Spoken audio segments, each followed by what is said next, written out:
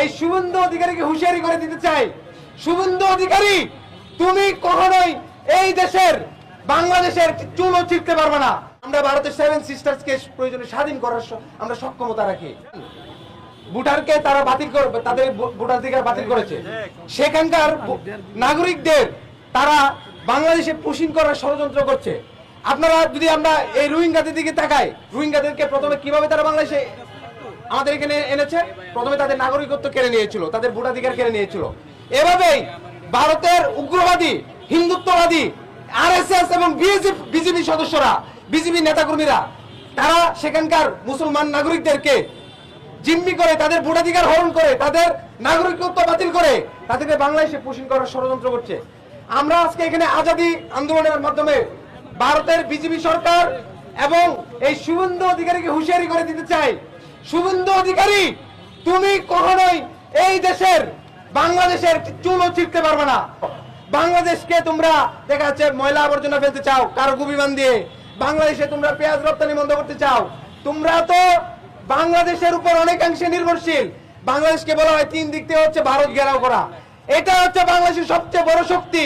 বাংলাদেশ ভৌগোলিকভাবে এমন একটি জায়গায় অবস্থান করছে যেখান থেকে আমরা ভারতের 7 সিস্টার্সকে প্রয়োজনে স্বাধীন করার আমরা সক্ষমতা রাখি।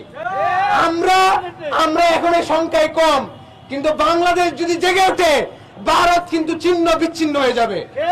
বাংলাদেশের নাগরিকদের, আমরা এখানকার বাংলাদেশের নাগরিক, সেটা হিন্দু হোক, বৌদ্ধ হোক, খ্রিস্টান হোক, সকলের সমান অধিকার আমরা বিশ্বাস করি। আমরা কখনো ধর্মের ভিত্তিতে কারো অধিকারকে হরণ করতে চাই না।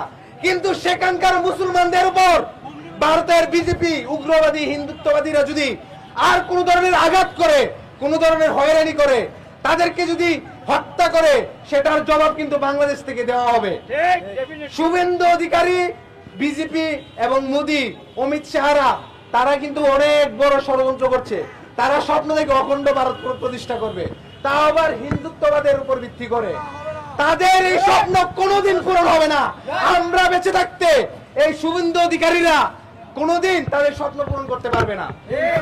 এবং এখানে আপনাদের একটি জিনিস বুঝতে হবে, সেখানকার মুসলমানদের উপর তারা কি পরিমাণ নির্যাতন করতেছে, মসজিদ ভাঙচুর করতেছে, মুসলমানদের বাড়িঘর ভাঙচুর করতেছে।